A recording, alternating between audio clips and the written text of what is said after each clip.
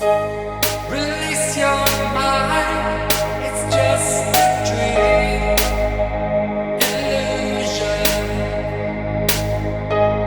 Release your mind, it's just a dream, illusion.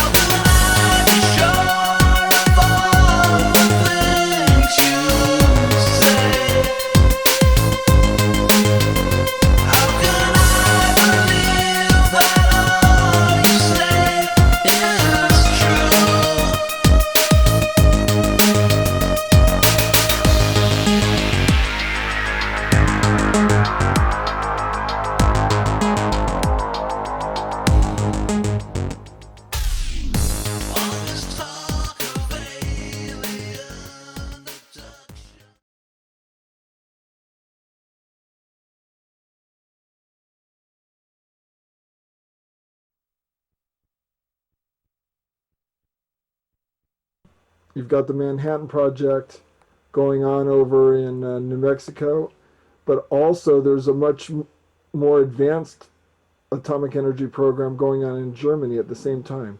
Tell me about the dichotomy there between what history tells us happened in terms of atomic energy development and what your research has uncovered. Well, when I saw the pictures of the two German atomic bombs that were captured in the Harz Mountains east of Peenemünde, I had seen pictures of the Fat Boy and the bomb that was dropped on Nagasaki afterwards. The one was a fat bomb, the other was a slender bomb. And the pictures of the bombs in the Harz, taken from the Harz Mountains, looked just like the other pictures I had seen. The pictures I had seen before were mock-ups. These were pictures from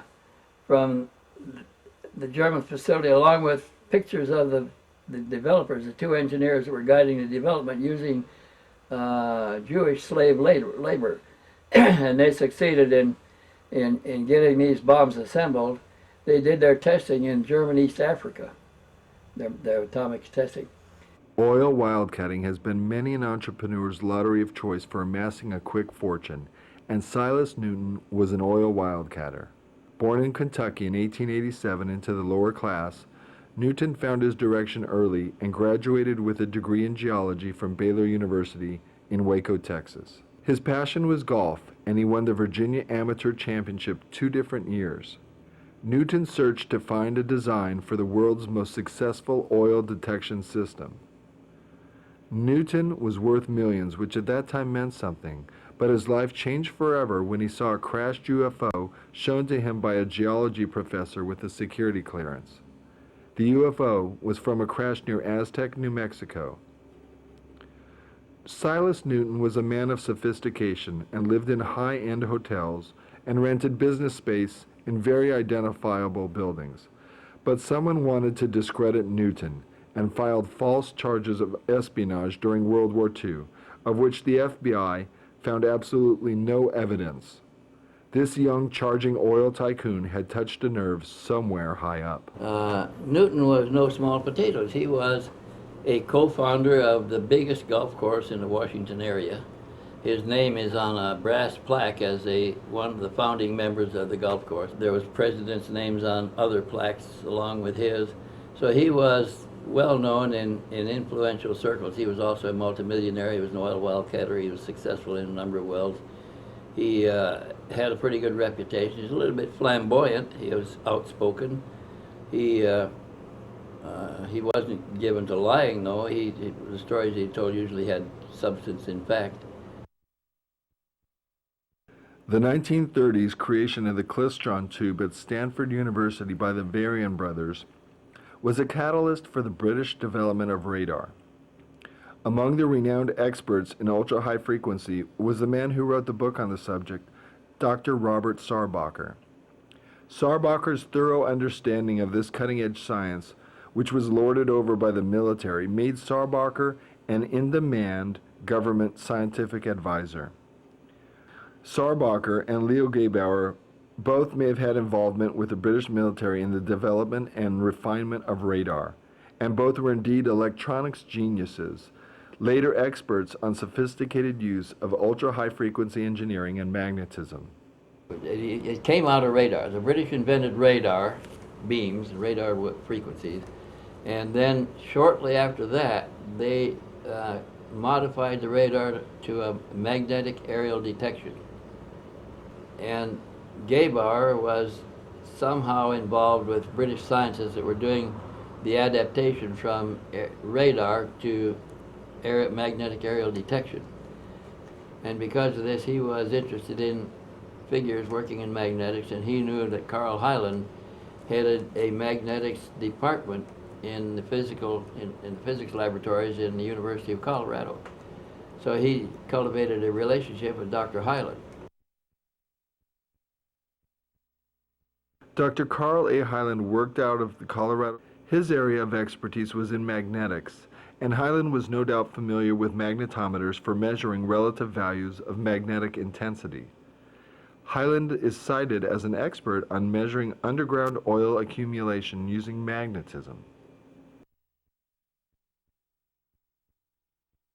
A liaison developed between Gebauer and Dr. Hyland, and they checked with other researchers in the magnetics field, a number of other ones, as a matter of fact.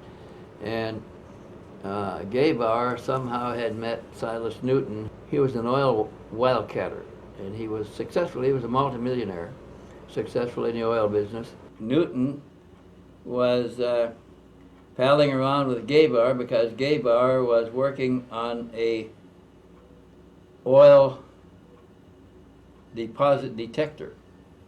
And Gebauer got into that when he was working in England on the radar, the development of radar in England.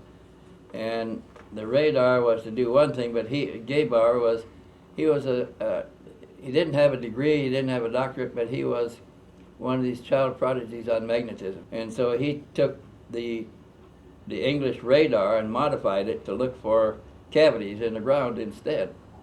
And he succeeded in finding shadows and learning to interpret them.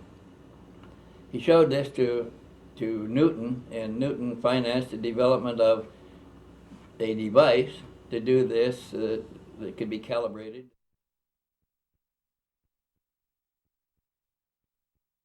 By now I'm going to cadet school. He wanted to be a pilot too. His name was Liewelyn. And my mother wrote to our state senator and said that he had qualified for cadet training. Evidently the same sort of program. I told her about that when mine went through. She got him in the program, and he started cadet school 1 month behind me. And my mother wrote the senator when he's getting ready to go and said, I only have 2 boys and they both want to be pilots, and one of them is finished the first primary training phase, ready to go to the second phase. The younger one's about to start the primary phase. Could you hold the oldest one back so the younger one can catch up, so they go to get through together? That senator had enough clout to talk to Washington, to get Washington to hold me back for a class till my brother caught up to me, and then we went through together. Oh, really? I didn't realize that. Graduated together. And so then what happened after you graduated together? Where did Well, I went to the fighter advanced training, and he went to bomber advanced training, and out of fighter advanced training I got to flight test school, and he went right into the bomber command, and by then the war had started and we were sending support to Europe, and he went over on one of the early deployments, and flying B-24s over Germany. What did he relate to you? His experiences were like. Well, he said that it was something that one couldn't imagine. He said that the assembled formations would have over 100 airplanes in them sometimes. And they would fly in a formation where a tight packed formation so that the guns of one airplane covered the blind spots on another airplane. So an attacking force was, when it came at a formation, you had nothing but bristling guns pointed at him. And they often shot down the attackers before they got in close enough to attack the bomber formation. He was on a bombing run on the 6th of June, the day of the initial landings on D-Day over France, when his airplane got hit by something and exploded and blew a couple of them out. The rest, all of them, including him, seem to have died in the airplane at the time. Oh, he passed away on D-Day. Yeah. Nothing was ever recovered. We never got anything back, but the stuff they took away from him before the mission. They make them empty their pockets and take their wallets before they started on a mission. Where were you when you found out that your brother had passed? I was D-Day, or at Mobile Bay Harbor. And when did you find out about your brother? About that time when we was getting the ship ready to go, but there was Did your mom call no you, or did the Catholic chaplain came to me, to my barracks, and told me, gave me the news. What did he say? How did he approach you? you? He said, I'm sorry to be the bearer of such bad news, but your brother was just lost his life in the landings at Normandy. His airplane blew up in the air, and only two people survived. And how'd you take it? Well, tears welled up in my eyes, and I sat there and couldn't think of anything for a while. And I went out and went for a long walk, and I just couldn't believe that he was gone. I couldn't believe that it could be that quick. We were building carriers at a furious pace, and somebody thought that the carriers were too mobile, that they needed a more fixed support base operation. It couldn't be sunk. So they created a new organization called the Air Repair Unit Floating, Aircraft Repair Unit, ARUF. They had just created the first ARUF, and I was just graduating from the test pilot school, and I didn't have any other assignment. I was waiting to be assigned to something. They assigned me to this first ARUF, which is just an organization on paper at the time. Right. And they gave me a couple other officers, and we were supposed to create a mobile aircraft repair unit, and aircraft repair unit floating. And at the same time, they were building some Liberty ships with repair shops built into the ships. Right. And a flat bow with a ramp. They could lower the ramp and tow an airplane into the ship for repair. Describe how big these Liberty ships are compared to, say, a carrier. Well, they weren't as big as a carrier, but they were a big cargo ship. And our shops were all aboard, and so the ships weren't even built yet. But so we started training our mechanics and our people, getting the organization together, working out of hangar facilities at Mobile Air Depot. And then when the ship was commissioned and put into service, there was a little bit of a argument there about who would command it, because the Air Force belonged to the Army, and the ship was going to be sailing on the water, and the Navy wanted to control the ARUs, and the Army didn't want the Navy controlling them. So they solved the problem by hiring a merchant marine crew for our ship. We sailed with the fleet, but we didn't. We had a merchant marine crew who were all civilians. They wore pink bars on their shirts, and they took their orders from the Army commander, but they took their sailing orders from the fleet commander. So I was the commander of the squadron that was living on the ship. So you had to learn how to basically have a lot of diplomacy with a number of Yeah. different branches of the service. Yeah, we had to learn to get along with everybody, and of course we trained with the Navy, and we had to learn all the Navy drills. And when the Navy's fleet called for drills, we had to do the same thing all the ships were doing. I lived in when we sailed, I lived in a stateroom, had my own stateroom on the ship, and I ate in the officers' quarters, and we had our own mess hall aboard, and a dining room and everything for all of the. We were living high on the hog. The soldiers you were married sleeping in yet? foxholes and eating K rations, huh? Had you married yet? No, So you're a single man, Yeah. and you're about how many years of age at this point? 23, 23? 22 or something. And where are you sailing to in the world?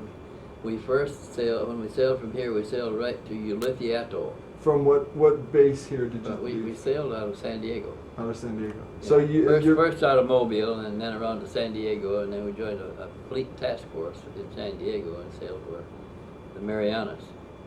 And our particular base was Ulithi Atoll, where we were assigned again. The quick change of plans. We were assigned to support a Marine fighter squadron flying Corsairs, which is an entirely different airplane than the one that we were organized to support. Was organized support to support C. So did you have to C-47. retool your ship or retool Pardon? your repair shop? We didn't have to retool anything. We just had to get in all new books and manuals.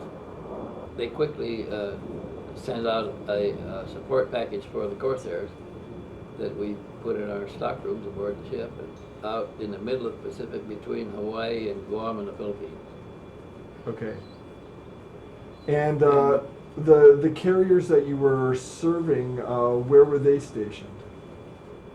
They were at sea, and when an airplane was damaged, they would send it. They'd have it land at one of the repair facilities. And they had them land at Ulithi Atoll, where we had our shops.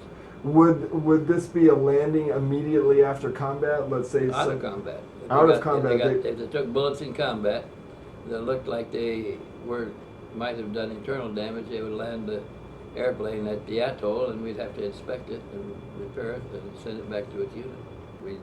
We'd go a ways with the fleet, and the fleet would stop, or they'd take a new course, or the fleet stayed at sea, going this way and that, just to maintain secrecy, I guess, so that nobody ever knew exactly where they were. About how many planes did you do this for during World War II? Any idea? Well, we were only there on Ulithi Atoll for less than a month, and maybe half a dozen airplanes we fixed up, and then we were ordered to move forward to another island station. And which one was this one? That was Yap Island, and then from Yap we moved forward to Okinawa, and we went ashore at Naha Airfield in Okinawa, took over an airfield, Japanese airfield facilities, put our shops in there. So the Navy, and Army, and Marines had already cleared Okinawa of. No, they Jap- hadn't. No. So there was still combat going on. We went in on right behind the combat wave, lowered the ramp, and hauled our equipment ashore at the port and took it right to the Japanese air base. That was the first thing that we conquered, the air base, and secured it. And the Marines fought their way to the north end of the island and thought they had secured the island, found out that the Japanese just went into an extensive cave network and they were coming out behind them, so they had to fight their all the way back to the south end of the island again to clear it. So the lines crossed our base twice, once going north and once coming back. And as it came back across, the Japanese were telling the Okinawan civilians that how we would butcher them and horror stories, and they began following the Japanese troops escaping to the south. And when they ran out of land, they just jumped over the cliffs. The whole families, whole hands, jumped over the cliffs, up high cliffs onto rocks, and died, committing family suicide. And that was terrible to witness, because it didn't have to happen. Did seeing this affect you emotionally, and how did it affect your worldview? Yeah, it did. It affected me emotionally a great deal, because I saw so many atrocities that didn't need to happen. We always heard about the atrocities the Japanese were perpetrating. They never told us about the ones we were doing. I took the Jeep from our base at Naha and drove east only about 7 or 8 miles.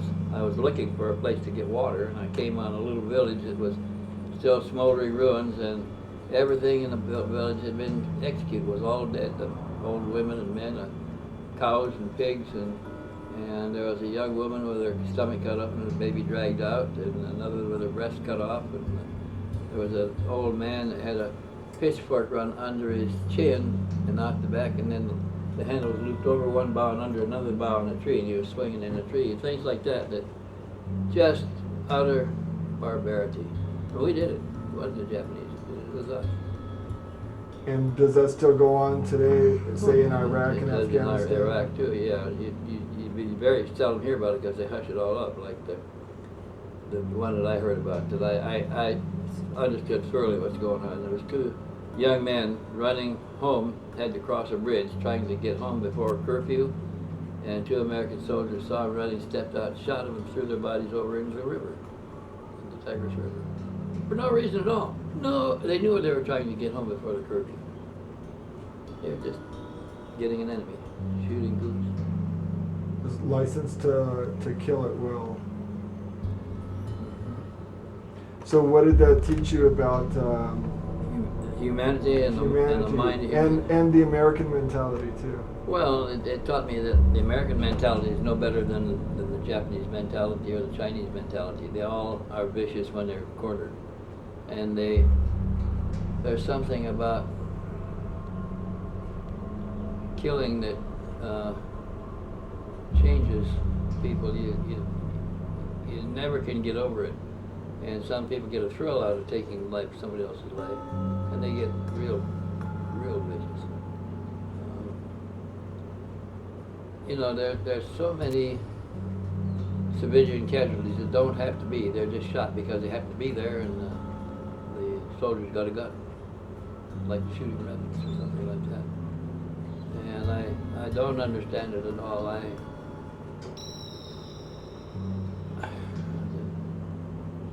There was a case where my squadron had set up a tent encampment or quarters around the Naha Air Base, and we had taken a nice area that didn't have any other buildings on it and set up a tent camp. And there was a couple of trees in the middle of our tent camp, and somebody came into my office tent one day and said, there's somebody out there flashing a mirror. We think it's a Japanese spy. And I went out to sit in the yard, and sure enough, there was a young man up in a tree, and he had put the mirror back in his pocket, and it indicated that he was coming down. And the soldiers in my unit were gathering around, and some of them ran to their tents and got their rifles. There's an enemy in camp. And there was a guy from New York by the name of Goralski. When he was about halfway down the tree, he shot him point blank, pinned him to the tree, and his body fell out of the tree onto the ground, bounced. And I went over to look at him, and he was mortally wounded. And I looked in his pocket to get an identification, and he had a wallet, just like American soldiers carry, with a picture of his wife and 2 little children. And he was about 25 or 26 years old. His wife was about 20. And